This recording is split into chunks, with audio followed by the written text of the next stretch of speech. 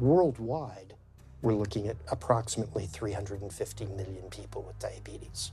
There's no question that we're in the midst of a diabetes epidemic. Right now, 1 in 3 Medicare dollars is spent in the care of people with diabetes. 1 in 10 total healthcare dollars is spent on people with diabetes. There's no question that this is a major problem. What in particular is the correlation with the diet and diabetes? I'm not going to get into that. Into diet? No.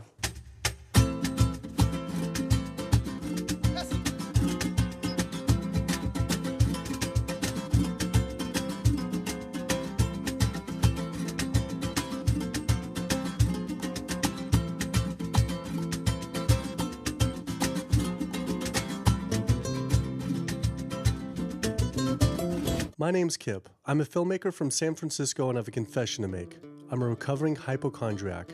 Like so many of us, I have a family history of diabetes, heart disease, and cancer. My dad had his first heart bypass at 49, his second at age 50. My grandpa died young from diabetes complications, and both my other grandpa and grandma died of cancer.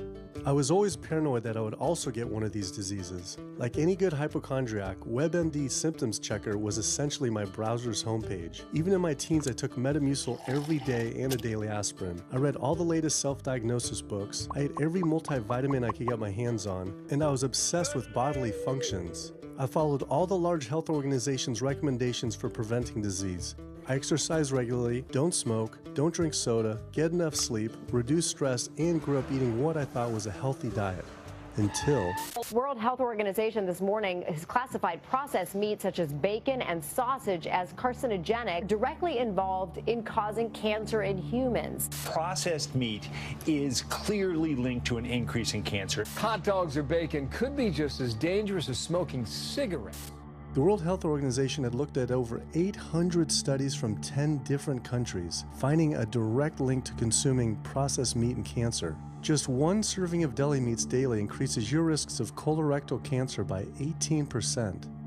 I had no idea that what we ate affected cancer rates, but I never felt like I had eaten a lot of processed meats until I realized that processed meat includes hot dogs, bacon, sausage, salami, ham, pepperoni, cold cuts, and deli slices, basically everything I grew up eating. The World Health Organization classifies processed meat as a Group 1 carcinogen, the same group as cigarettes, asbestos, and plutonium, and classifies red meat as a Group 2 carcinogen. Was this like I had essentially been smoking my entire childhood? If processed meats are labeled the same as cigarettes, how is it even legal for kids to be eating this way? I thought this was new information, but many of these studies have been around for 50 years. I couldn't believe I'd been eating processed meats virtually my entire life and was just now finding out how dangerous they are. Why hadn't I been hearing about it from the American Cancer Society, the largest cancer group in the nation? When I went on their website, I was shocked to see that none of this information was featured on their homepage. But even more shocking, on their Eat Healthy page, they actually encouraged eating Group 1 carcinogenic foods like processed turkey and canned meats. This is after the World Health Organization reviewed over 800 studies definitively linking processed meat to cancer. Thank you for calling your American Cancer Society. My name is Sam. I'm a cancer information specialist. How may I help you today? Hi, I was calling because I was wondering why you all recommend people to eat processed meat on your website, which the World Health Organization has classified as a Group 1 carcinogen, which is in the same class as tobacco smoking, asbestos, and plutonium. This would be like a lung association having a how to roll your own cigarette section on their website. It's kind of the same thing. But let me just place you on a brief hold because He wasn't able to answer my questions and said someone would get back with me. I had always been concerned about cancer because both my grandma and grandpa died of cancer. I wondered if things would have been different had they known the link between diet and this terrible disease. In the US, 1 out of every 4 deaths is from cancer. Oh, sweet. American Cancer Society rep confirmed an interview this week. So we just went in for the interview with the American Cancer Society rep, and the security guard said there's no interview scheduled. So I went into my phone, and it turns out last night, after I told her that the interview is going to be about the correlation between diet and cancer, she said she could no longer do the interview. After repeated emails asking why she was declining my interview to simply talk about diet and cancer, she stopped responding altogether. Why would an American Cancer Society rep not want to talk about this? I was, however, able to connect with a growing movement of doctors who are willing to talk about the link between the standard American diet and disease. And it goes beyond just cancer. I took my old trusty van, Super Blue, once again out on the road. 2/3 of adults are now overweight or obese, and we have an epidemic cascade of debilitating disease that's overcoming the country. There's no way we can sustain the current style of care with the epidemic that we're creating with our diet and lifestyle choices. The diabetes, the arthritis, the heart disease, the dementia, the obesity, the cancers are affecting about 70% of deaths. All the data is that those 70% of deaths and morbidity are largely lifestyle related and preventable. Most kids by age 10 in the U.S. already have fatty streaks in their arteries, the first stage of atherosclerosis leading to heart attacks, strokes. Here in American medicine, we operate from the disease model. We are in the business of treating sick people. We are not in the business of trying to prevent people from becoming sick. When you look at chronic disease risk, all the things that we walk around worrying about, actually dietary choices trump smoking when it comes to those risks. If I could deliver one message to the researchers who are looking for the cause of diabetes and the cause of clogged arteries and the cause of high blood pressure and the cause of obesity, I would tell them the answer's in 3 words. It's the food. It's what Americans are eating. Today, with 2/3 of Americans being overweight, clearly there's a food issue. In the next 25 years, 1 out of every 3 Americans will have diabetes. My name's Michael Abdallah. I'm from Atlanta, Georgia, and unfortunately I was diagnosed about 10 years ago with diabetes, and 8 years ago I had 2 stents put in. I don't know where to go, I don't know what to do. You're just like out of options and you don't know what to do. You're taking medicine, you listen to this doctor, and the cardiologist says take this, and the endocrinologist says take that, then your general practitioner doctor says you don't know what's going on here. And it's a real challenging thing, and it's something that you don't want to get it. You just don't want to get it.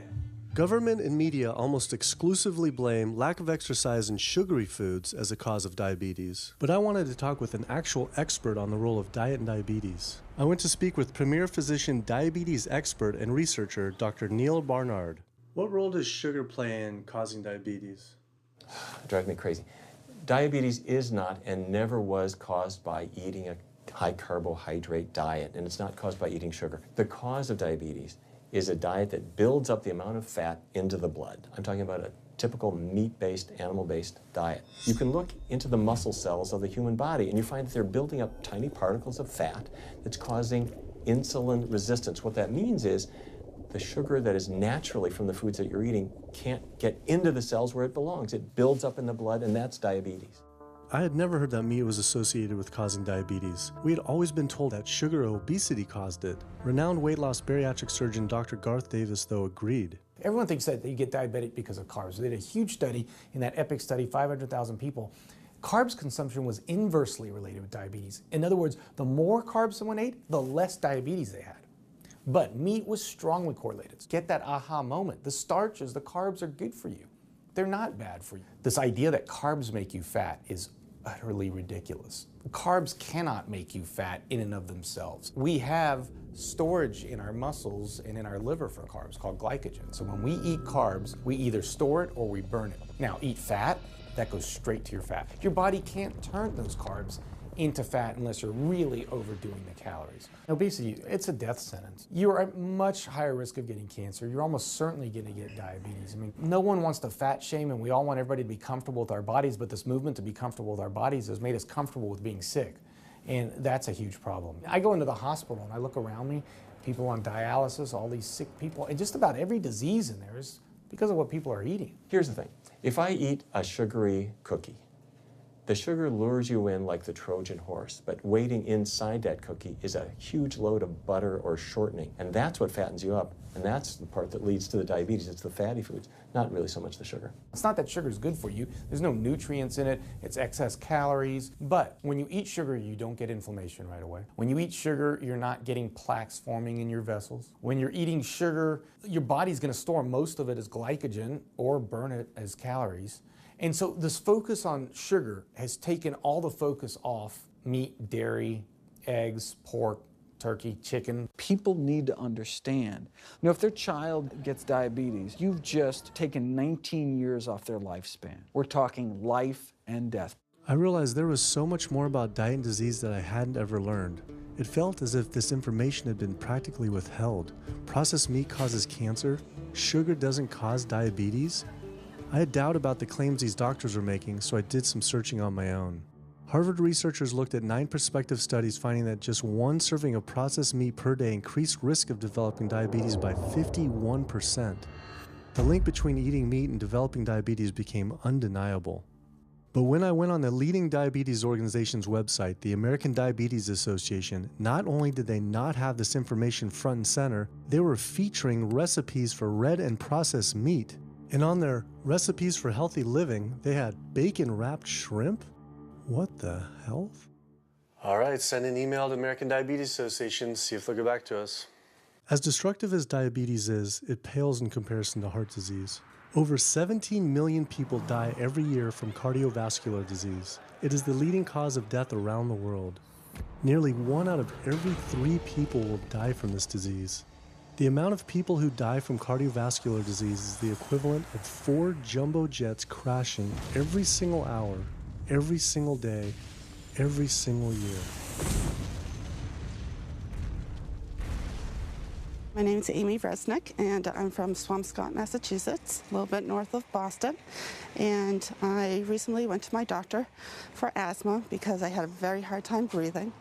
And while there, she did some blood work, and one of the tests was C-reactive protein, and on a scale there was a scale of 1 to 3, 1 being low for cardiac event, 3 being high for cardiac event, and my number was 10.82. What does that mean? That means I am on the road for a heart attack, and she said probably within the next 30 days. 30 days? 30 days, if I'm going the way I was going.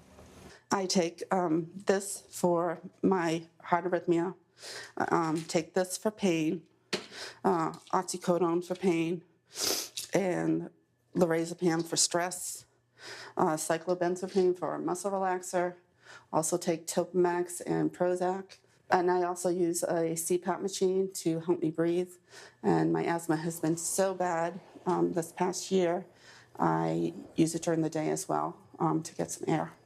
I am tired when I wake up, I'm tired during the day, I take a nap, I'm still tired, I can't breathe, and I know I need to make a change for my health, or else I'm not going to be here for my family. When we speak of heart disease, I would say the role of alcohol is pretty small. The role of sugar is very small too. Smoking is big, but the good news is that most people have quit or never did smoke. The problem with animal-based diet, its contribution to heart disease is huge and it is pervasive. All this expensive imaging, procedures, bypasses, medication, none of which has one solitary single thing to do with the causation of the illness. So you die of a completely benign foodborne illness that never had its causation treated.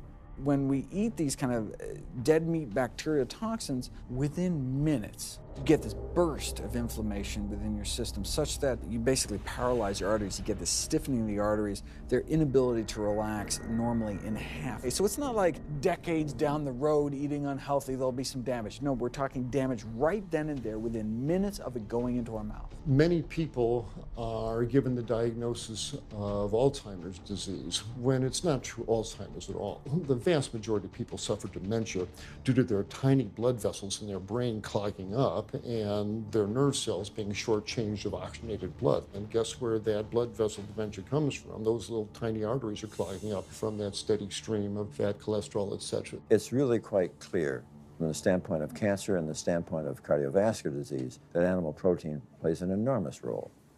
Is chicken better? It's a question of whether you want to be shot or hung. The flesh food that I would eliminate from the American diet would be poultry, would be turkey and chicken. A brilliant advertising campaign has convinced people that, oh, it's white meat, it's healthier. The leading source of sodium in the American diet for adult is chicken. It can be labeled all natural chicken, but be injected with the salt water, I think up to 800 milligrams of sodium. Heterocyclic amines are clear-cut carcinogens, and they can form in any kind of meat as it's heated, as it's cooked. But by far the biggest source is chicken. We sent researchers into fast food and family restaurants. Not only were there carcinogens in every single restaurant, but we found them in every single chicken sample that we took. If somebody brings their family in and they're buying a bucket of chicken, nobody tells them that there are carcinogens. If you're selling carcinogens to people, you've got to warn them that they're in there. But the American Cancer Society encourages people to switch from red and processed meat to chicken. Why would the American Cancer Society tell people to switch from eating one carcinogenic food to another when a Harvard University study showed that men with prostate cancer who eat large amounts of chicken increase their risk of the disease progressing 4 times? The #1 dietary source in America of cholesterol is chicken because of the volume of chicken. You know, chicken's become grilled chicken and organic chicken. It's machismo, but it has nearly as much cholesterol per gram as red beef. So just on sheer volume, it's the #1 source. Yeah, eggs being close behind. I'd never really thought about eggs much. I just thought of them as a standard part of a healthy diet. But then I found a study suggesting that eating just 1 egg a day can be as bad as smoking 5 cigarettes per day for life expectancy. The yolk of a hen's egg is the most concentrated glom of saturated fat and cholesterol. It is made to run a baby chicken for 21 days with no outside energy. It is pure fat and cholesterol. And when we put that into our bloodstream, it coats our red blood cells. Our blood gets thicker and more viscous. It changes our hormone levels. It raises our cholesterol levels. There's nothing healthy about eating the yolk of the egg. But I thought cholesterol and saturated fat wasn't an issue anymore. You know, these saturated fat studies that have come out trying to vindicate saturated fat, this is a campaign by the dairy industry, right? #1 source of saturated fat is dairy. It's not meat. 2008, the global dairy industry got together at a meeting and explicitly, read their agenda, was to neutralize the negative impact of milk fat by regulators and medical professionals, unquote. So what did? They funded studies. The main study that started the whole saturated fat media craze was funded by the National Dairy Council. The egg industry similarly funds studies that confuse consumers by making claims that eggs don't negatively affect heart function. That is, only when compared to eating a McDonald's sausage McMuffin? So what they're really saying is that eating eggs is just as bad as eating a McMuffin. When you eat foods like beef or steak or a processed meat, a hot dog, you're not just getting saturated fat. You're also getting other additional toxins that are in that food. There's heme iron, carcinogens, processing chemicals. This is all a lot more complicated than just looking at saturated fat. You know, the strategy is not on making their products any safer. The strategy is to just try to confuse the public, to introduce doubt. You know, there's a famous tobacco industry memo. It's called "Doubt is Our Product." That's all they had to do. They didn't have to convince Americans that smoking was healthy, right? They just had to introduce doubt. Then they would win. If there's just enough controversy, people kind of throw up their hands, I don't know what to eat. Confusion is their game. I really don't think people thought what they ate led to heart disease. They think, oh, it's genetic, my parents had it. And I don't think people really think that what they ate led to diabetes. I think, oh, my parents had it, I was gonna get it. And certainly cancer, they don't think that way. People have bad lifestyles that they've inherited environmentally. They've been exposed to a certain way of eating and living that they've carried on into their adulthood, passed on to their children. That is why they go on to develop the same diseases that their parents and grandparents may have had before them. But it is not inevitable. Even if you have a genetic predisposition, doesn't mean it's going to necessarily manifest. And what determines whether it manifests or not may be those epigenetic variables, the things that you can control, the environmental factors, the dietary factors, the lifestyle factors. So we can actually change the expression of genes, tumor-suppressing genes, tumor-activating genes, by what we eat, what we put into our body. So, you know, even if you've been dealt a bad genetic deck, you can still reshuffle it with diet. I had always thought that I would develop heart disease at a young age because both my dad and grandpa had heart attacks. I was taught that they were genetic, but their heart attacks probably had less to do with genes and more to do with their diets high in meat. That's why when I went on the American Heart Association's Heart Healthy Recipes page, I could not believe they had an entire section on beef recipes. This was just like the American Cancer Society encouraging eating Group 1 carcinogens on their site.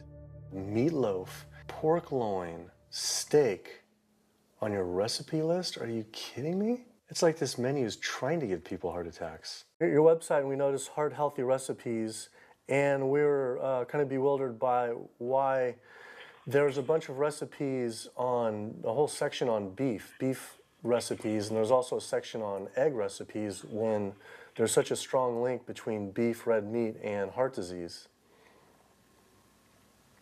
I honestly don't know because I don't do that, I guess. That's not what I do. Another organization rep that wasn't able to answer my questions, but he said that he'd have someone get in touch shortly. I was, however, able to talk to the president of the American College of Cardiology, Dr. Kim Williams.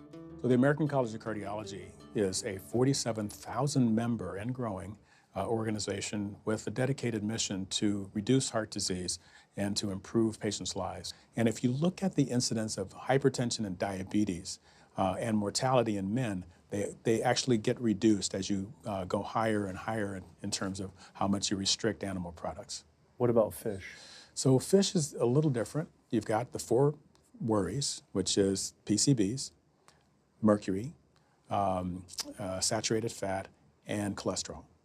And the cholesterol is all over the place.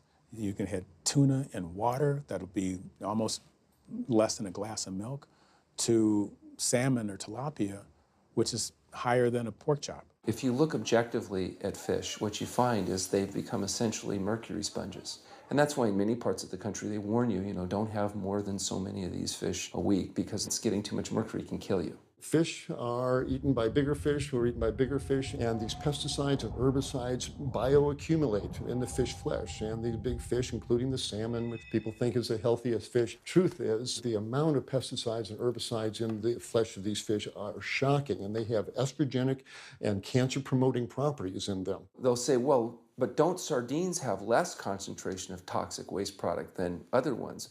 Something being less toxic doesn't make it healthy. It just makes it less toxic. Farmed fish is by no means healthier. All the antibiotics that these animals have to be fed, similar to chickens and turkeys kept in confinement. These fish get infections. They get fungal infections, they get bacterial infections. You've got to feed them antifungals, antibiotics, and these substances accumulate in the fish flesh as well.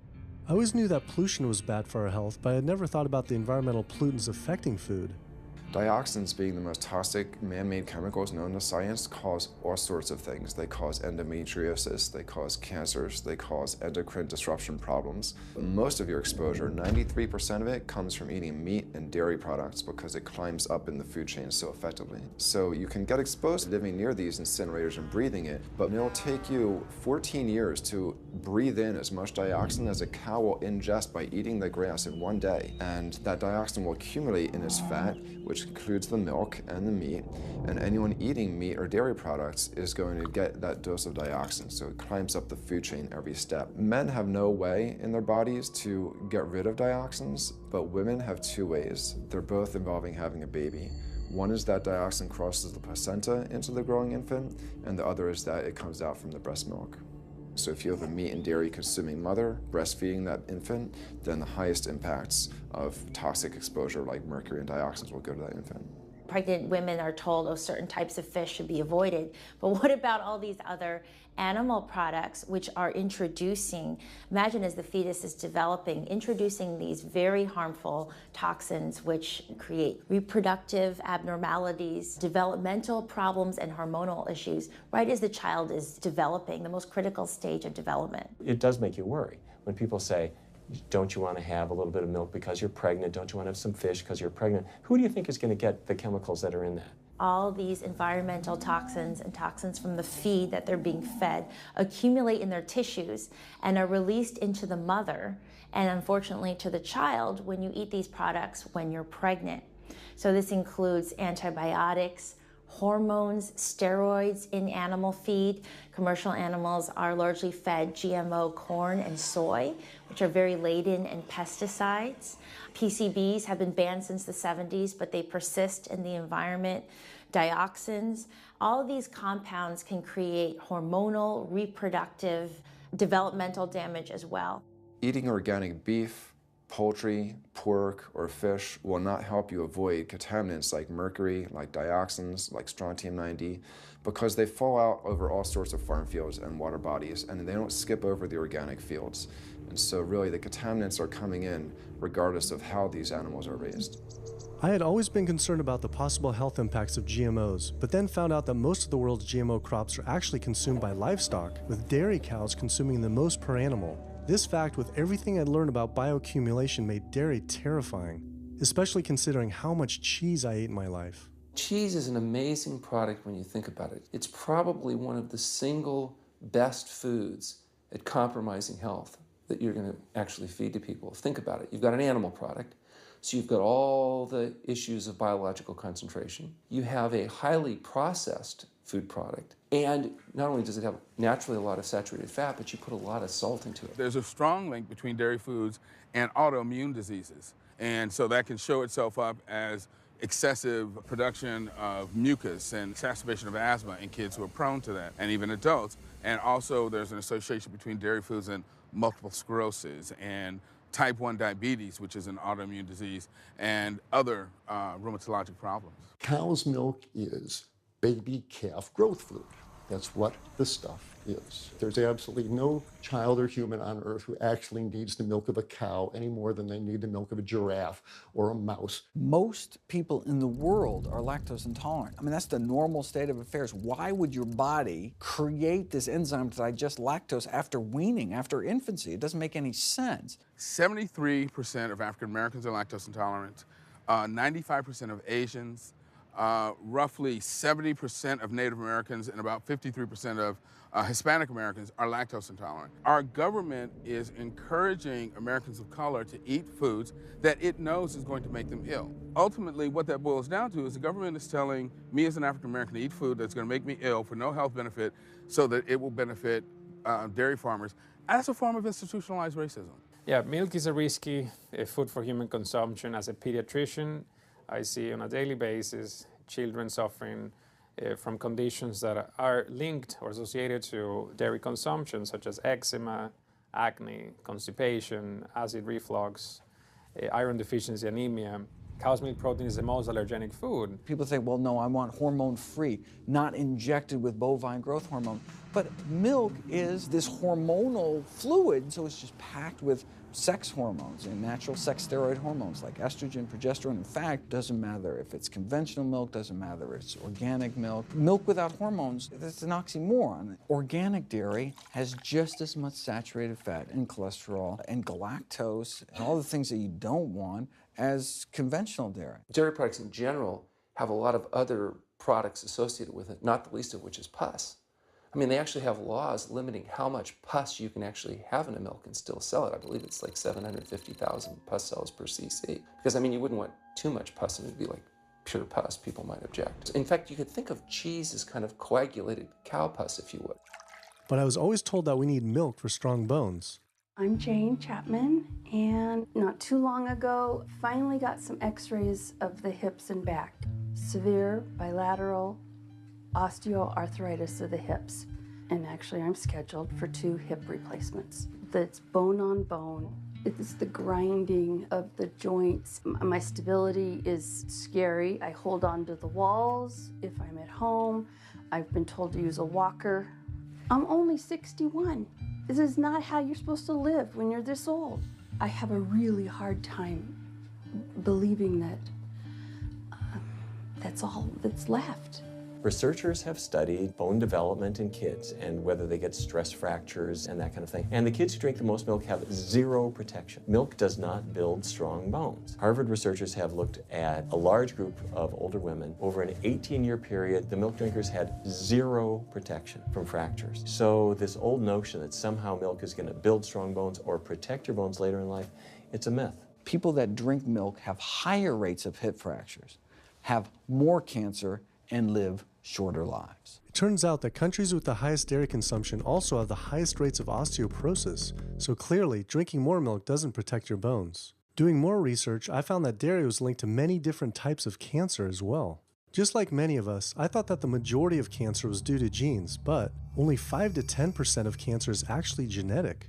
Any cancer is caused by a DNA mutation, but that's not enough. So that can cause that first cancer cell, but one cancer cell never killed anyone. 2 cancer cells never killed anyone. But 1 billion cancer cells, now we're running into problems. So we need to reduce the growth factors in our body, like IGF-1. Insulin-like growth factor 1 is this cancer-promoting growth hormone involved in every stage of cancer cell growth and spread and metastases.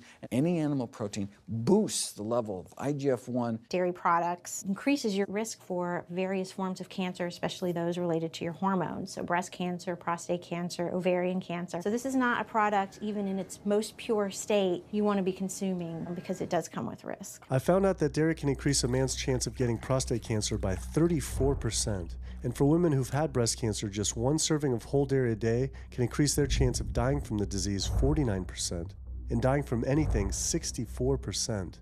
Why weren't breast cancer sites like Susan G. Komen warning everyone about this? For calling Susan G. Komen, this is Jocelyn. How may I help you? Okay, so we're wondering why you don't have a huge warning about the dangers of consuming dairy on your website when there's a direct link to breast cancer. There was a study published in the Journal of the National Cancer Institute that found out women consuming dairy who has had breast cancer increases their risk of dying of breast cancer 49%. I was wondering why it's not on your website. We cannot answer these types of questions. Once again, another health organization rep saying someone else would have to answer my question. Rather than risk being stood up again, I went straight to the local Susan G. Komen chapter to see if they would answer my questions.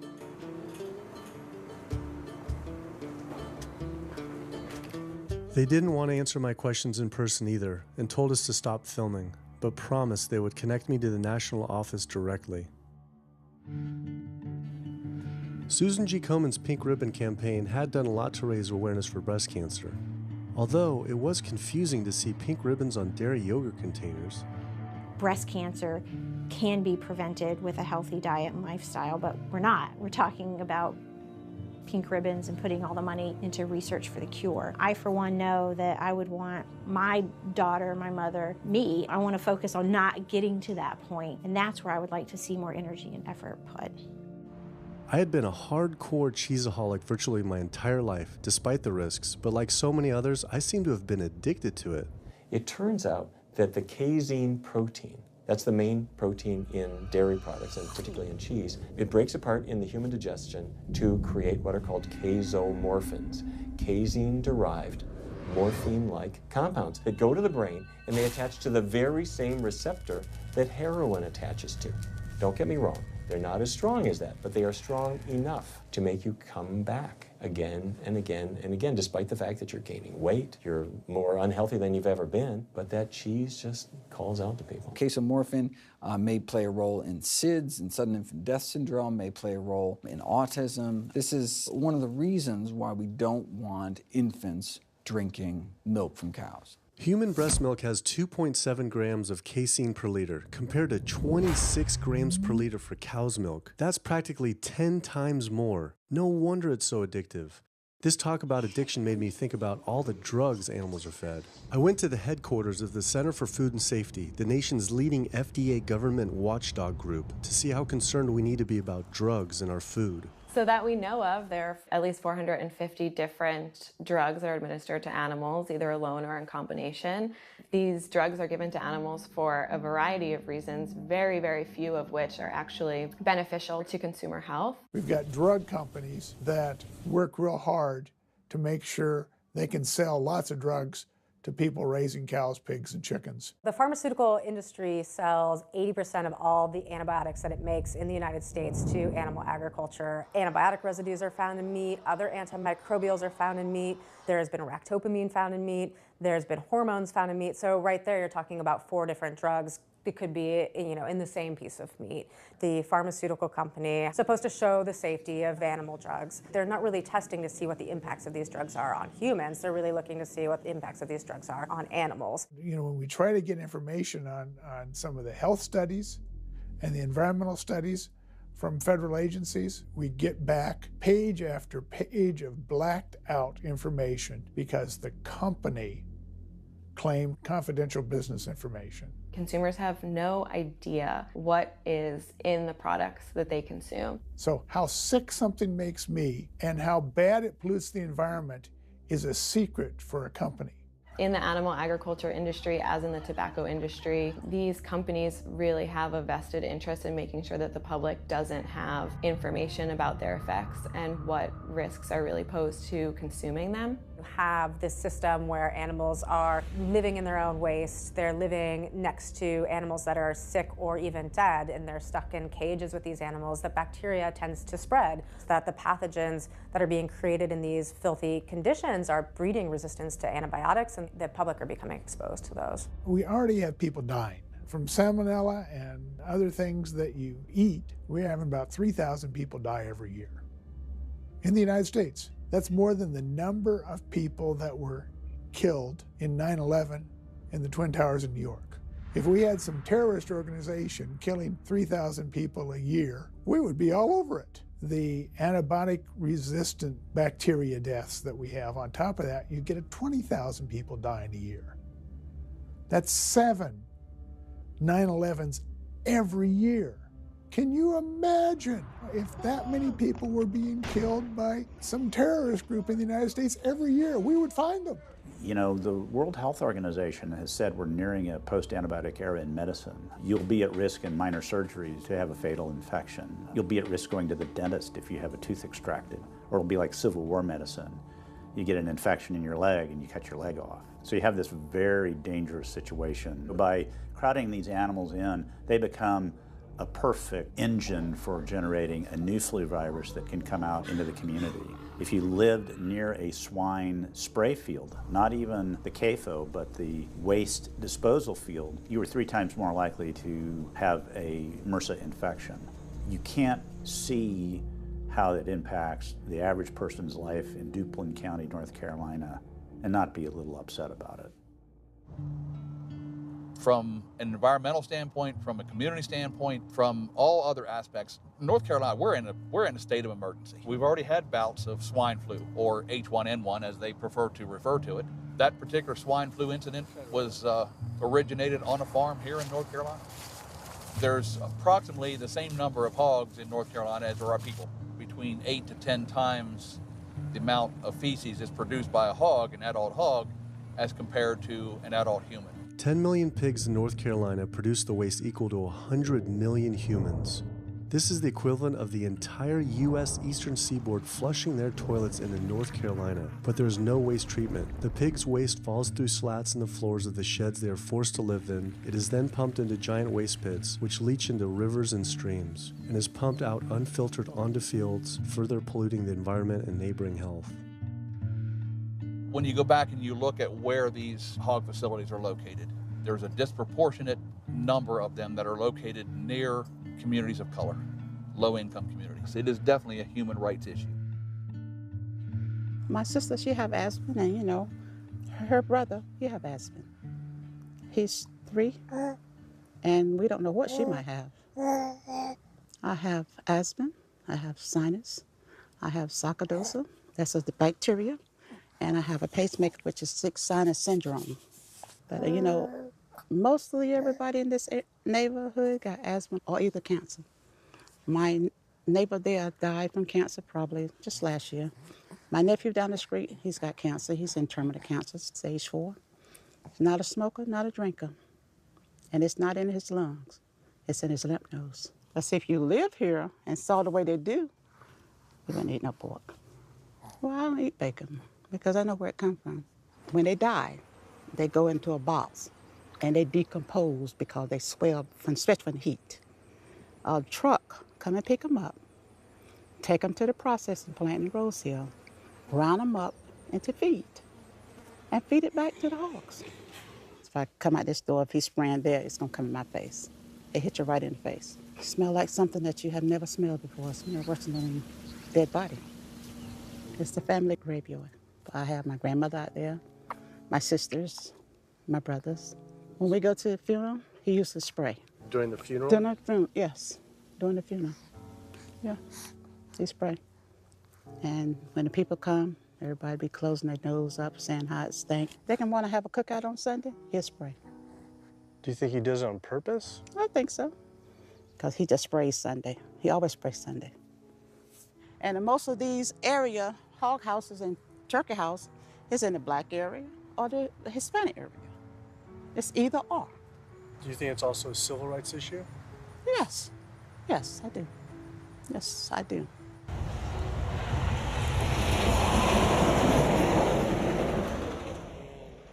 There have been times in the past that I have gotten ready on the Sunday, gotten ready to go to church and come out, and the smell was so strong that I had to go back and regroup because it got in my clothes and I just couldn't go to church smelling like hogs, you know. I just couldn't do it. So I don't think the government cares. They care more about corporations than do people, individuals. And they're going to keep on. They're going to put more chickens in this state. This is the feast season. You're in capital of the world right here in North Carolina. My state. Look, there's a Blue Line stream right here come into my property almost, and the Contentney Creek right here. I've seen that Blue Line stream now filled with feces and urine from that hog pen, and they can say, well, we feed the world. They're not interested in feeding the world. They're interested in making money. You take the money away from them, they'll let the folks starve. Because if you want to feed the world, you can feed the world with more corn, using corn and wheat and stuff like that, and you can meat. Meat is a luxury item. When we're doing things that hurt other people, we're wrong. But a lot of good people will sit there and eat bacon knowing that it's causing someone else to be very unhappy. I woke up the next morning to find the Burden River had experienced another massive fish kill from the pollution running off hog farms. Tens of thousands of fish were washing up on shore.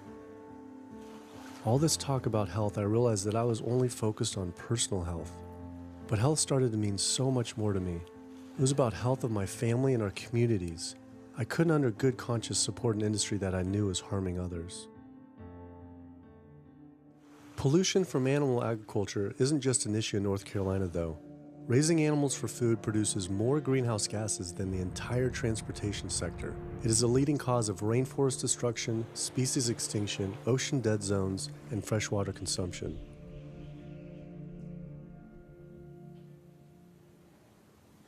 American Diabetes Association actually finally got back and they agreed to an interview. Preparing for the American Diabetes Association interview, I took a look at their diabetes diet and meal plan recommendations, and they were loaded with foods associated with causing diabetes. How could they expect people not to get diabetes if this was the food they were recommending? And then, I saw multiple peer-reviewed studies published on the National Institute of Health website showing that a low-fat, plant-based diet was more than twice as powerful at controlling and even reversing diabetes than the ADA recommended diet that included meat and dairy. Well, the mission of the American Diabetes Association is to identify a prevention and a cure for diabetes, but in the meantime, to improve the lives of all people who are affected by diabetes. And what's the best way to prevent this? For type 2 diabetes, it's unclear. We can't prevent type 2 diabetes in everybody. When we're doing the research, we came across a lot of studies that said that you actually could potentially cure or reverse diabetes with a purely plant-based diet. I don't believe there's sufficient evidence to demonstrate that. How does it compare to the ADA diet that you recommend? We don't recommend a specific diet. We recommend healthy eating. The one that's on the website. We recommend healthy eating. Do you have a whole list of exact day-to-day, the meal plan, the whole meal plan? All they are selections of foods to consider. We do not have a diabetes diet. But with that selections, that you consider that plan compared to a plant-based plan? No one's done that study. We found actually some studies, that a 74-week study found that low-fat vegan diet versus the ADA plan in type 2. I think we're done here. I'm not gonna get into an argument about. Oh no, I was just wondering the studies of if this is true or if it shows that. Any diet works. Any diet works if people follow it. But if it's a diet that's not the proper diet, like if anyone follows a diet that they eat I can't tell you what a proper diet is. I can tell you what an improper diet is. So then we can talk about the good diets. I'm not sure why. I'm not going to get into that. Into diet? No. Why not? If that's where you want to go with this, I'm sorry, I'm not the person that you should be talking to. And why is that, though? If that's what you want to get into, I'm not the person you need to be talking to. Who do we talk to about diet? You can talk to anybody you want. But that's interesting, though. Why not recommend a diet? Because the data don't exist to support it. But if we see data that we looked up that supports it with, like, you know, the NIH, in Europe, the European Association of Studies. We're done.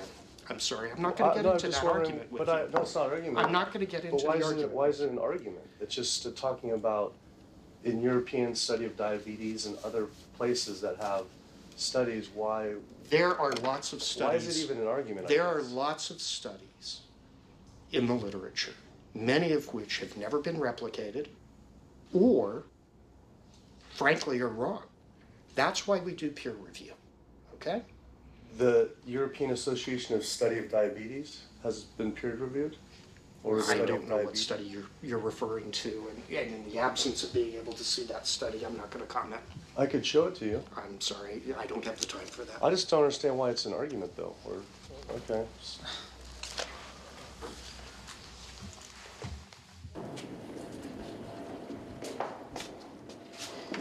That was interesting.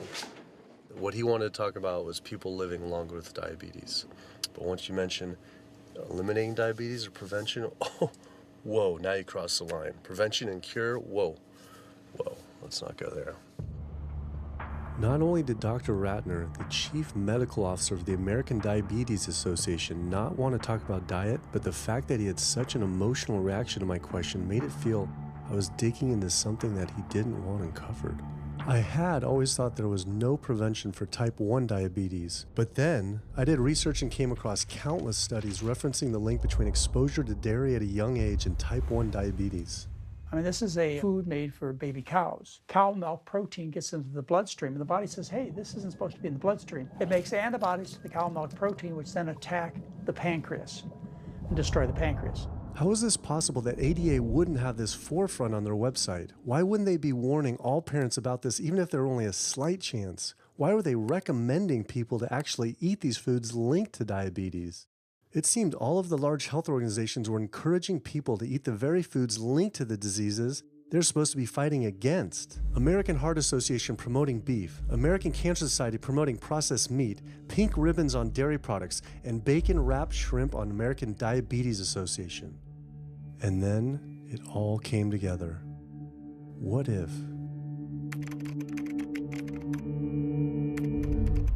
And there it was. The American Diabetes Association was taking money from Dannon, one of the world's largest dairy yogurt producers, Kraft Foods, makers of Velveeta processed cheese, Oscar Mayer processed meats, Lunchables processed kids meals, and Bumblebee Foods, makers of processed canned meats. American Cancer Society was taking money from Tyson, one of the world's largest meat producers, and Yum Brand, owner of Pizza Hut, KFC, and Taco Bell. Susan G. Komen was supposed to be fighting breast cancer, was corporate partnering with KFC, Dietz Watson Processed Meats, and Yoplait Yogurt. And the American Heart Association was probably the most disturbing of all, taking hundreds of thousands of dollars from the beef industry, poultry, and dairy producers, and millions from fast food and processed food manufacturers. Every single one of these organizations was taking money from meat and dairy companies that are associated with the causes of these diseases. This would be like the American Lung Association taking money from the tobacco industry. I was sick of not getting answers, so I went to the headquarters of these organizations myself. We have to speak to someone in person. There's millions of people dying from the foods that they're recommending people to eat. I wanted to find out why Susan G. Komen had accepted $35 million from Yoplait when their products can increase a woman's chance of dying from breast cancer 49%, and ask American Cancer Society if taking money from KFC and Tyson was the reason they promote eating meat. But every one of these organizations declined to be interviewed.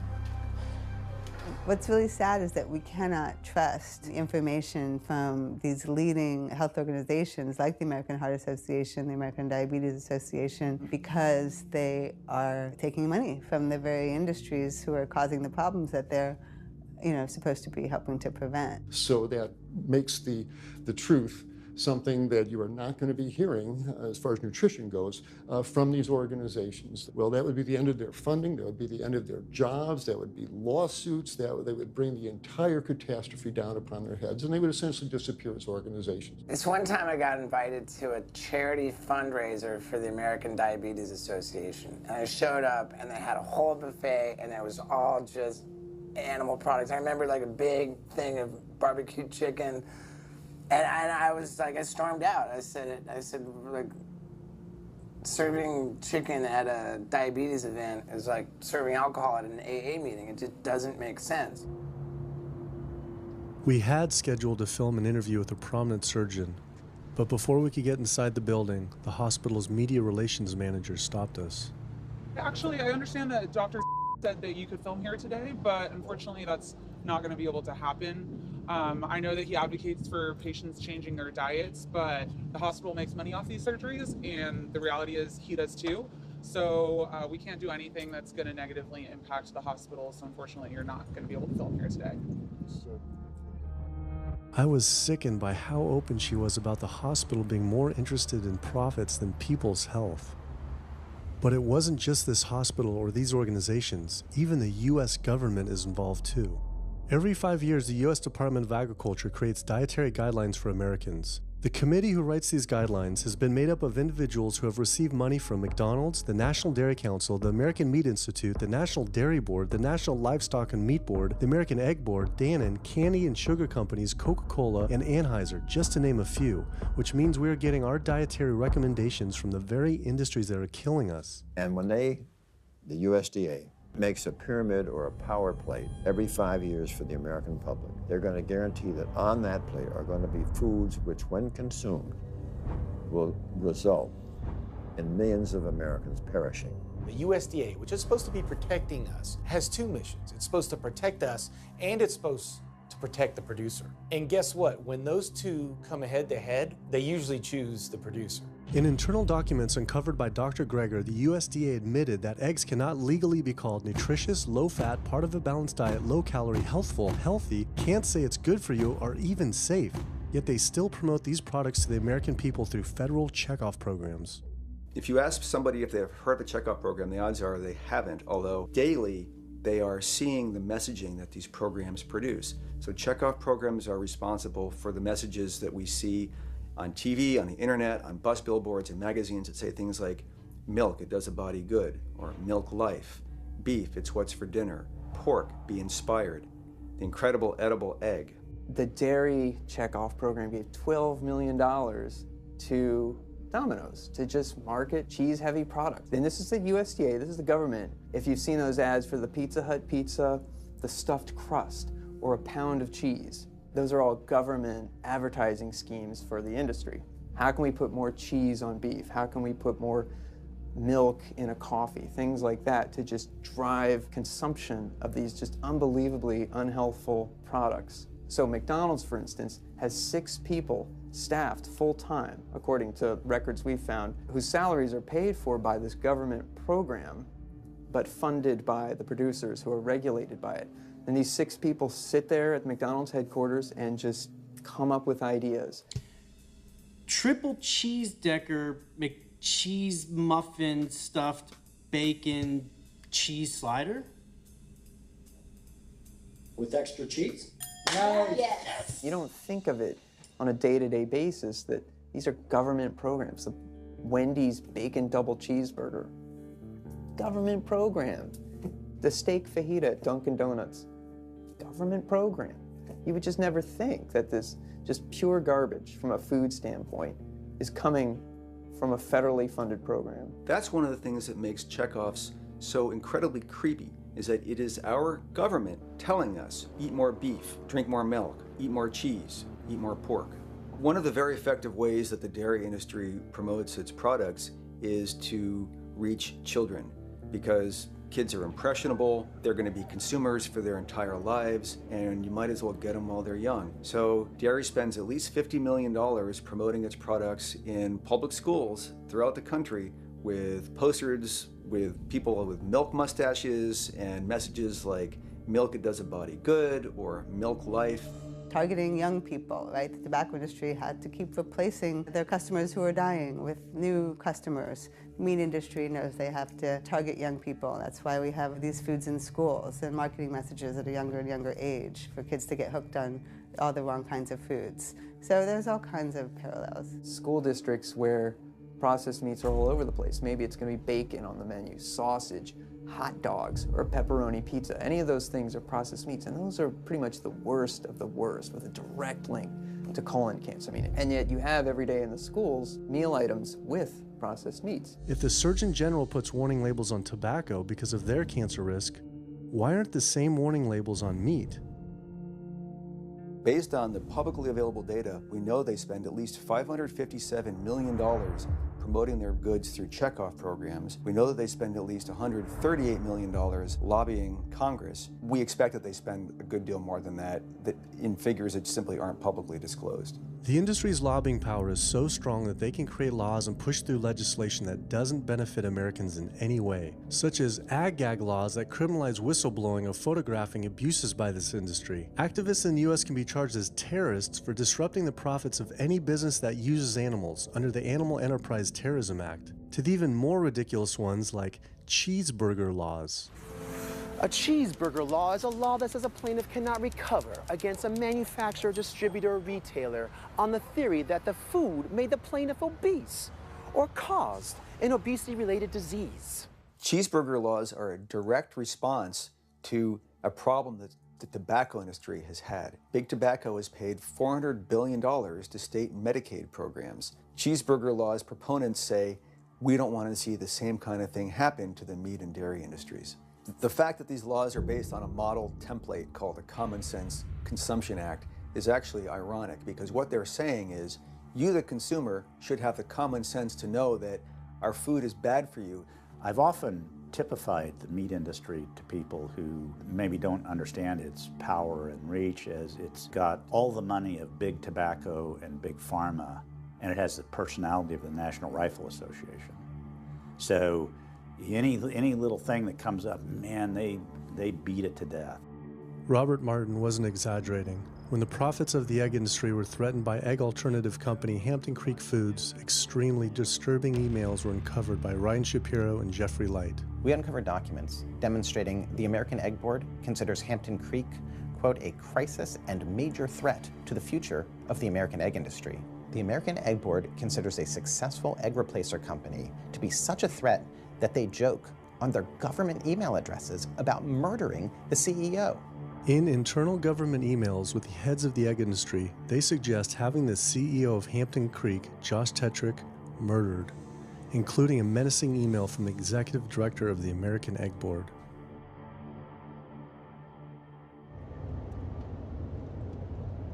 The meat producers don't have to pay for the heart disease or the environmental destruction or any of the other externalities, as economists call them, that their products cause. You know, then there's the whole pharmaceutical aspect of it, and the fact that there's a very strong pharmaceutical industry and lobby that has a huge stake in preserving the status quo. And these chronic diseases, these are the cash cows of the pharmaceutical industry. You have a $5 billion stent industry. Do they ever want to see that go away? We've got a $35 billion statin drug industry. Do they ever want to see that go away? I'm talking about the pharmaceutical industry effectively controls what doctors are told. Most research isn't put into prevention, it's put into the medication that we might use for that particular disease.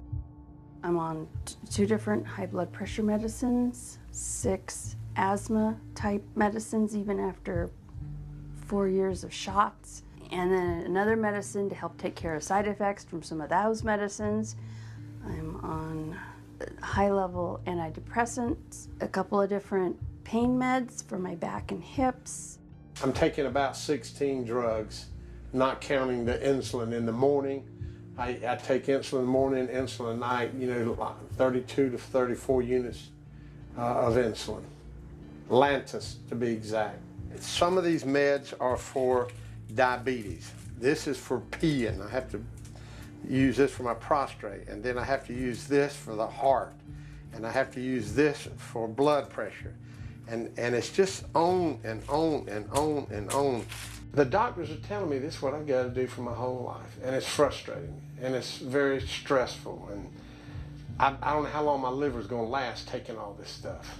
Under conventional medical treatment, whether it be for autoimmune disease or even conditions like high blood pressure or diabetes, you're told that you have to take drugs, and not just for a week or a month or a year. You're told you have to take drugs forever. You're guaranteed that if you follow your doctor's advice, you'll be sick forever. You'll never get well. That's the guarantee. Because the strategies are all about manipulating the symptoms, not dealing with the underlying cause. You come in with that diagnosis, you get a bunch of pills that have nothing to do with the disease causation, or you get these procedures that have nothing to do with disease causation. It's a deception to say this pill will help you unclog your arteries, this one will save you from a stroke. No, it doesn't. The people who take the statins, etc., they still get their heart attacks, they still get their strokes. This does not reverse disease. This does not make plaques smaller. This is a fraud of massive proportions. In the US, treating chronic disease such as heart disease, cancer, and diabetes is a $1.5 trillion industry. That's the GDP equivalent of the 10th richest country in the world. I went back and dug deeper into the health organization's funding, and there it was again. These organizations were accepting millions of dollars from pharmaceutical companies that are making billions of dollars from the very same diseases these health groups are supposedly trying to end. It seemed like a major conflict of interest, unless ending these diseases isn't really the goal. The pharmaceutical industry spends more money on lobbying than any other single industry. Just like animal agriculture, they are so powerful they write their own laws that have had activists in prison to silence them.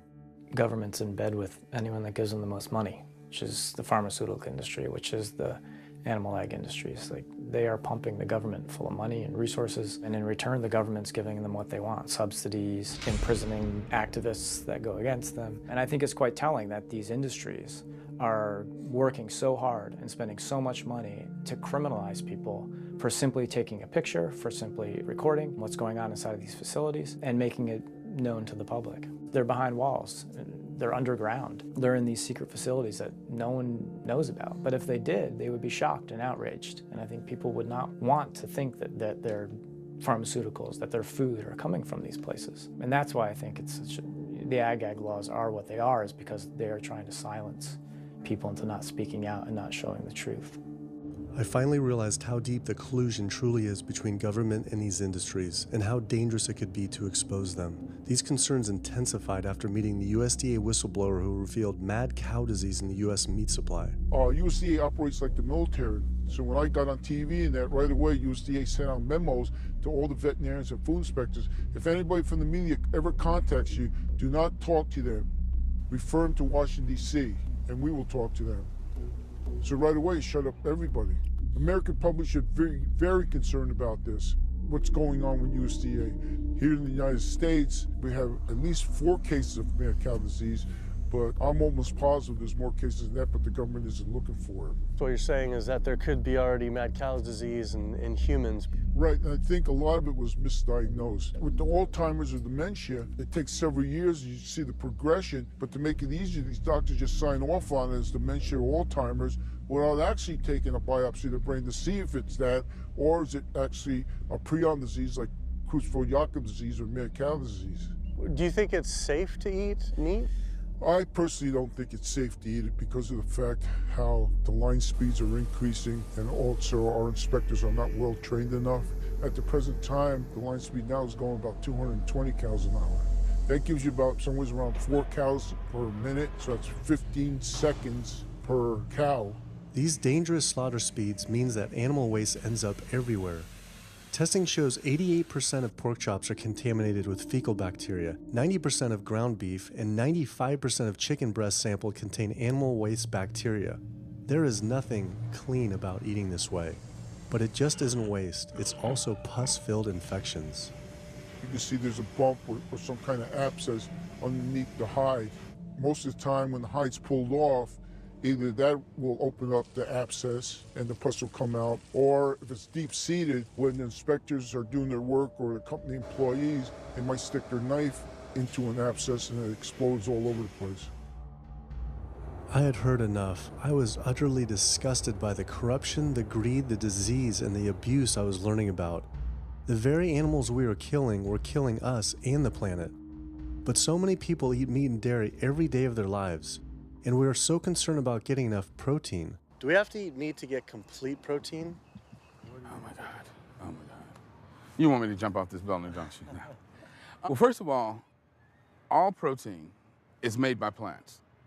I'll state that again for the record. All protein is initially made by plants, all of it. And it is not necessary to eat animal tissue in order to get protein. Only plants have the ability to actually take nitrogen from the air, break those molecules apart, and incorporate that nitrogen into amino acids and then make protein. Any protein you get from an animal is simply recycled plant protein. If you ate a diet that was calorically adequate, and even things like brown rice and broccoli, and you got enough of it, you'd get enough both quantity and quality of protein. 2,000 calories of brown rice and broccoli is going to be about 80 grams of protein a day, including the essential amino acids that you need in order to maintain optimum health. I mean, grains are loaded with protein. Beans are loaded with protein. Vegetables are loaded with protein. You really want to get your protein from plants because plant proteins have a much more beneficial effect on our physiology. The funny thing about protein is most Americans get about twice the amount they need. Most Americans get less than half the amount of fiber they need. But the conversation tends to always be about protein. So in my mind, it's just this magical marketing campaign that protein has taken on over the decades. The question is not where do you get your protein, it's where do you get your fiber? I have never in my professional career seen a protein deficiency. I've never seen someone come in eating normal amounts of calories and they're protein deficient. You just don't see that. So human milk has the lowest protein content ever in any species ever tested. I mean, that's the fluid that's been designed by evolution over millions of years. And so it's like the perfect food for human babies, right? Perfect food, lowest protein content any other mammal. And so it gives a sense of kind of the protein requirements for anything. So then rat milk, ape milk, donkey milk, any milk has ever been tested. And you hear this a lot in bodybuilders. They're like, well, I need, chicken, or I need fish to be, to be strong, to build muscle tissue. That is utter nonsense. The largest, strongest terrestrial animals on the planet are all herbivores. The biggest, strongest animals are all herbivores. When we bring in people and they're on meaty diets and we transition them to a plant-based diet, we always track what they're eating. Their vitamin intake goes up. Their nutrition overall goes up, dramatically better. And these same people might worry in advance, will I get the nutrition that I need on a plant-based diet? The fact is, you're not getting the nutrition you need on a meat-based diet, and you're going to get dramatically better nutrition on a plant-based diet. For an average-sized guy like myself, I need about 56 grams of protein a day. That's optimum. Probably I really need 30 to 40 grams a day. Diets that are really high in these protein create diabetes, create heart disease, create cancer, create the diseases that I'm treating on a daily basis. But this is the opposite of what all the high-protein diet fads say. The food you eat determines the bacteria that live in your gut. While you eat animal flesh every day, you are summoning up bacteria that eat carnitine. And those bacteria will turn that carnitine into a molecule called trimethylamine. Your liver then turns that into trimethylamine oxide. That's a molecule from hell. That molecule drives cholesterol into the artery walls. And the people who are consuming this flesh-based diet are contributing to plaque building up. They may lose weight on this diet, and that's good. But what's happening inside your arteries, paleo friends? What's happening is that plaque is building up, and these are the folks who drop dead at the gym at 39. Boy, he was lean and he looked really good. But where is that cholesterol going? It's going into your artery walls. So I believe these paleo folks are setting themselves up for an epidemic of clogged arteries, colon cancers, autoimmune diseases. This is not a healthy diet. We are not carnivorous apes. Humans' closest living relatives are chimps, who get 97% of their calories from plants and the remaining 3% mostly from insects. Comparing the anatomy of true omnivores like bears, who eat both meat and plants, to frugivores like primates, who eat almost exclusively plants, the differences are pretty clear. Frugivore teeth have flat molars for chewing plants, where omnivore teeth are serrated for stabbing and tearing flesh. Frugivore jaws can move forward and back and side to side. Omnivore jaws cannot. Omnivores have much stronger stomach acid for digesting meat compared to less acidic stomach acid of frugivores. The intestines of frugivores is 9 times their body length compared to 3 times for omnivores. This is because meat will putrefy in the gut unless it is moved through quickly. If humans were indeed true omnivores, we would need to change our physiology and appearance quite a lot. But we fit every requirement of a frugivore. We may behave like omnivores, but anatomically, we're frugivores. Human beings, unlike bears and raccoons, and to some extent dogs, don't have that mixed anatomy and physiology that you see in the true omnivores, and thus we are not true omnivores. In humans, the canines have become really small and rounded and actually function like accessory incisors. They're utterly useless for ripping and tearing anything other than an envelope. So the idea that the mere presence of the canine somehow means that we're supposed to eat meat is silly. He was right. I always thought my canines were for meat, but what kind of animal could I actually kill and eat raw with these tiny teeth? The thought alone was disgusting.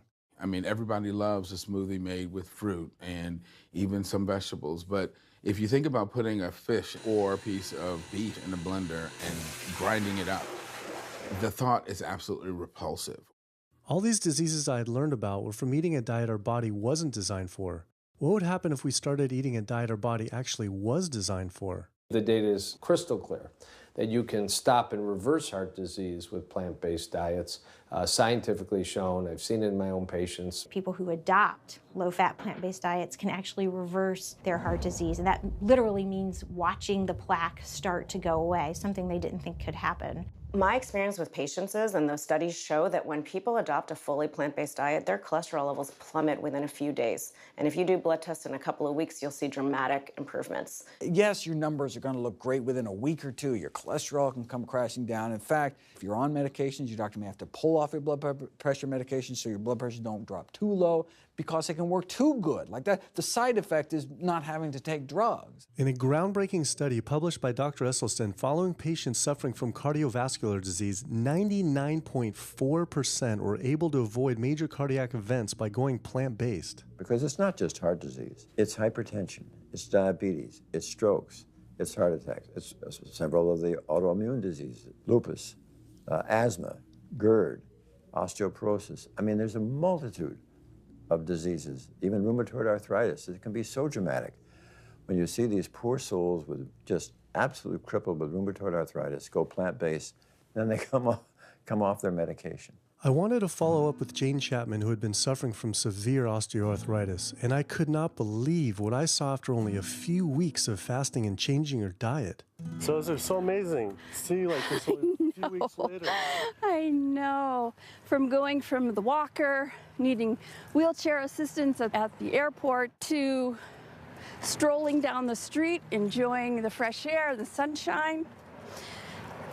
2 weeks. It's all it took, 2 weeks to get off all the meds and start to feel the inflammation just kind of drain out of the body, where the movement was much easier.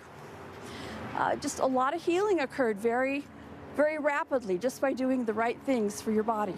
When you're treating diseases with drugs, you know, there's one drug you take for cholesterol, a different class of drugs you take for high blood pressure, different class of drugs you take for diabetes. But with diet, a plant-based diet affects all these diseases, one diet to kind of rule them all. The impacts of eating this way go far beyond ourselves. By getting rid of heart disease alone, we would save up to $48 trillion in the USA, 3 times the US GDP. Conditions like high blood pressure, you don't have to take the drugs the rest of your life and be sick forever. What you can do is live in such a way that it gives the body a chance to heal itself. We took 174 consecutive patients with high blood pressure, and 174 people were able to lower their blood pressure enough to eliminate the need for medication. For inflammatory bowel disease like Crohn's, the best remission rates ever achieved through a plant-based diet. MS, multiple sclerosis, the best results ever achieved compared to any medical, surgical, any kind of intervention was a plant-based diet. You can see that with every sequential reduction in animal products, people live longer, they have less heart disease, they have less cancer, they have less diabetes. You can actually take human cancer cells, you put them in a petri dish, and you can drip the blood of those eating vegan, get about 72% suppression in human prostate cancer cell growth in vitro. They wanted to try this again with women and breast cancer. So they said, let's see what a plant-based diet can do. After just 2 weeks, their bodies cleaned up. You drop their blood on the same carpet of cancer cells. You can clear off the whole plate. This is after just 2 weeks eating healthy, which raises the question, what kind of blood do we want in our bodies? My background is in industrial and systems engineering, and that was my career path for a long time until I got thyroid cancer, and everything changed from there. I decided that I wanted to try alternative methods and treatments rather than have surgery and have my thyroid removed, which meant I'd be on medication forever, and I didn't want that. I just started reading how a plant-based diet can heal the body, and it has worked for so many people. So I immediately just switched to a completely whole food plant-based diet. After a year, the cancer was completely gone, and my thyroid had shrunk to normal size, and I was completely free of that. This was tough to believe. Couldn't this all just be from eating healthier though, like no sugar? Turns out Dr. Walter Kempner from Duke University back in the 1940s was reversing some of our worst killer diseases with diet alone. And the diet he was using was not only strictly plant-based, but it was made up of white rice, fruit, and table sugar. And he was reversing diabetes, he was reversing malignant hypertension, reversing heart disease, the diabetic complications, reversing diabetic blindness. So these people basically had death sentences, went to him, and were given basically sugar, this horrible diet, but it was strictly plant-based. If this information had been around since the 1940s, why don't all doctors know this? We're not taught about the power of food in medical school. No one is taught that the changes that we make with our diet are probably the single most powerful thing we can do to determine our destiny. It trumps our genetics. Why isn't your doctor telling this? Odds are your doctor never learned any of this. In fact, there was even a bill introduced just mandating physicians get 7 hours nutrition training every couple years, just to kind of stay on top of it. And who came out against that?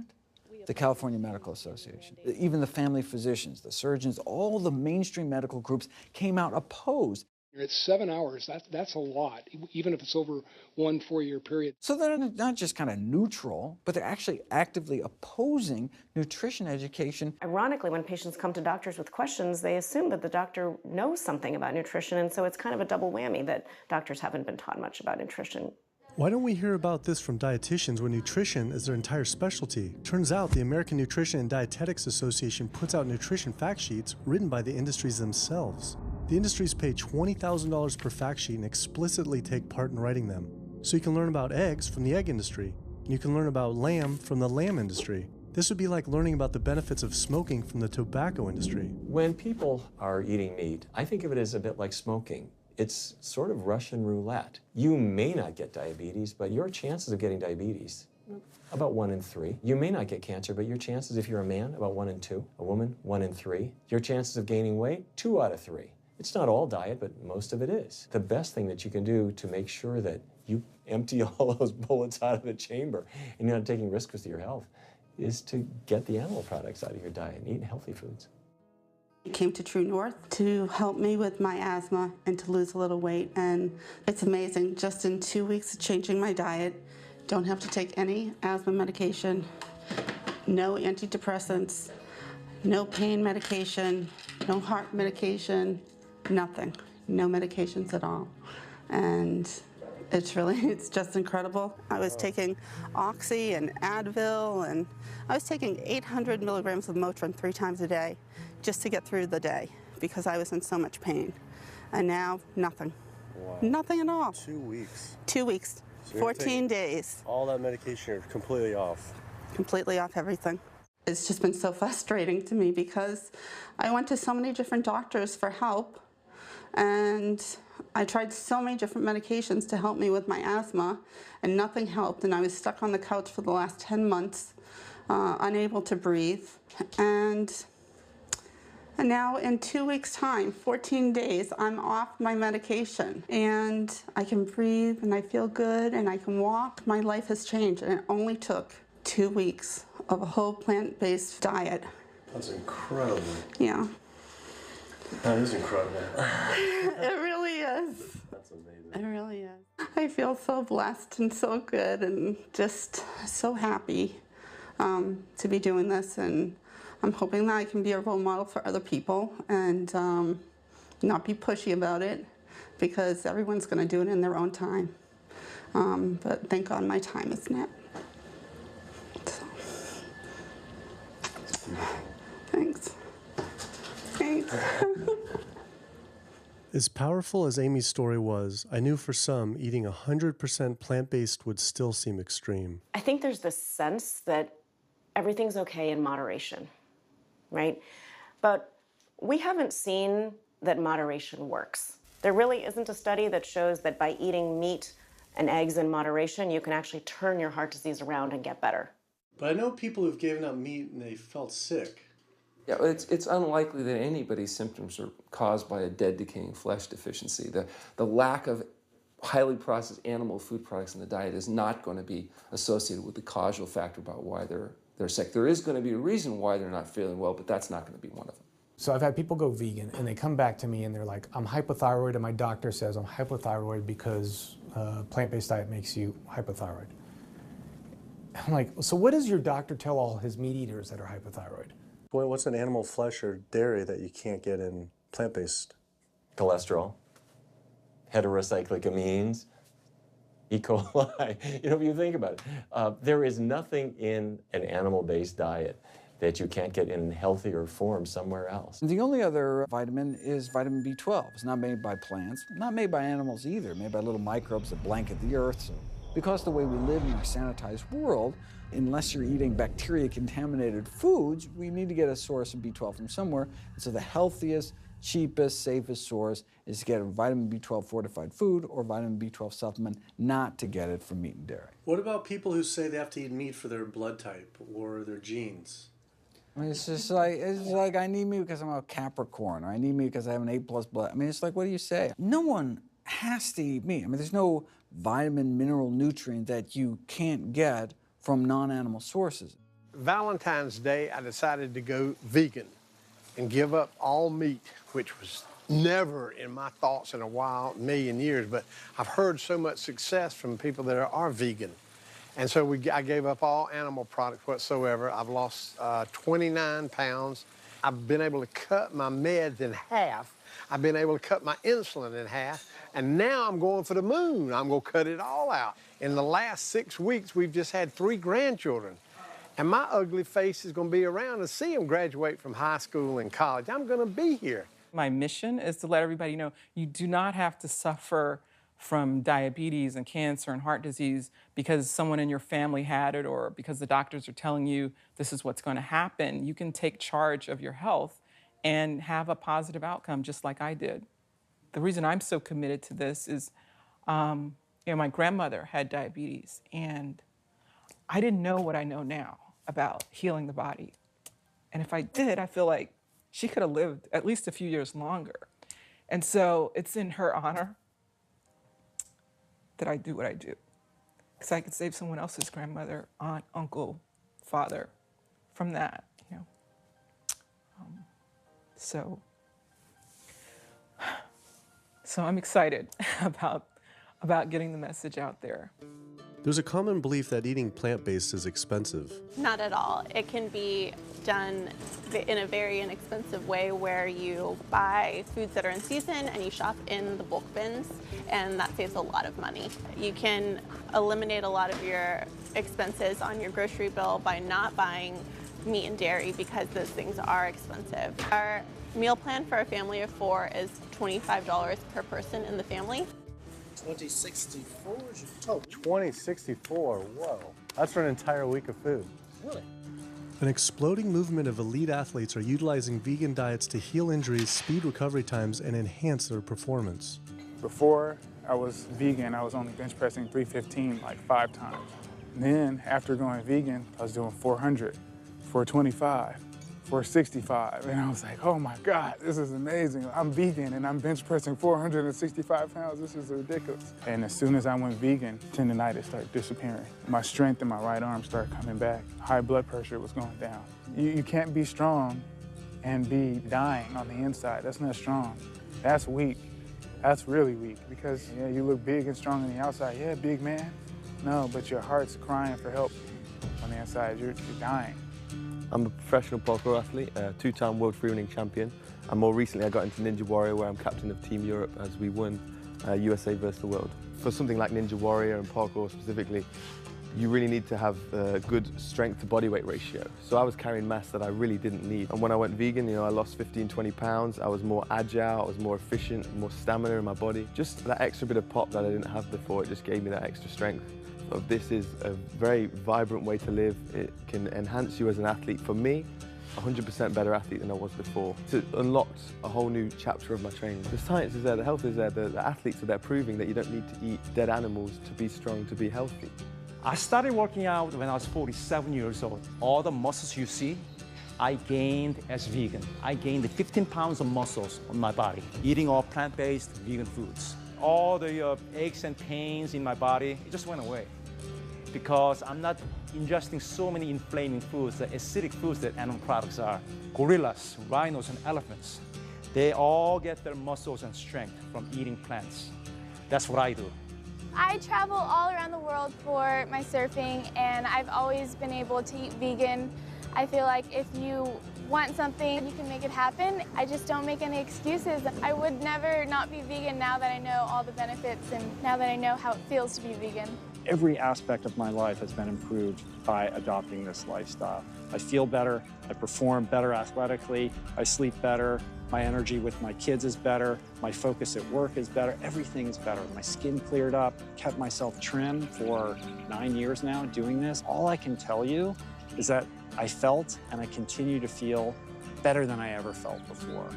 My friend Jason Lester and I were the first people to do this challenge called Epic 5, which entailed doing 5 Ironmans on 5 Hawaiian islands in under a week. An Ironman is a 2.4-mile swim followed by a 112-mile bike and then running a marathon, 26.2 miles after that. So we did 5 of those in a row on 5 different islands in a little under a week. Yeah. You almost die? Yeah. Where'd Did you you die? So I guess the famous question, where did you get your protein in there? From plants. Like so many people, I was looking for excuses not to change my diet. But once I finally did, I felt liberated. Within days, I could feel the blood running through my veins with a new vitality. Within weeks, I felt a transformation throughout my entire body and mind. Not only could I survive on a purely plant-based vegan diet, I could thrive. I felt amazing. I competed in my first marathon in 6 years, training half the amount and beat my personal record by 23 minutes. Less than a month later, I did my first full Ironman. Although I could possibly get away with eating a little bit of meat and dairy without ill effects to my personal health, I could no longer willingly support an industry I knew was causing so much suffering to communities, families, and all life on the planet. A whole new world opened up.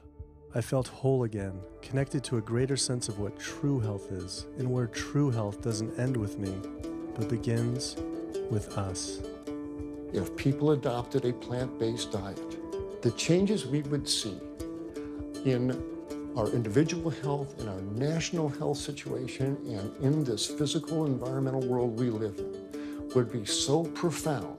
I mean, today, you can say, I'm not going to eat that stuff anymore. It's one thing that I can do myself personally to make a difference. It will give you a greater sense of well-being and happiness when you know that, one, you're not destroying your health every time you sit down to eat, you're not promoting cruelty, and you're not damaging the earth. I don't want my gains to be at the detriment of the planet of other things. And yet, I'm not weaker, I'm stronger. That's the beauty of it. When you're altruistic, when you make choices for the greater good of others, it comes around, benefits me as well. It benefits us all. Studies show that we can not only survive, but we can thrive. I just feel this is a great way to live, not harming other beings when we can be healthy and happier. I love it. It's a great life. I never thought that I could feel this good at this age, and I just want everybody to feel this way. I feel like a 20-year-old. I'm almost 50. Nothing tastes as good as healthy feels, basically. And so the choices that we make every single day, day in and day out, around our food, has the capacity to bring us true health and optimal wellness, not just individually, but collectively, as a species and for our planet. We're not going to live forever, but while we are alive, we can live well. And for me as a doctor, that's what I want to see. Where there's a will, there is a way. And I believe that.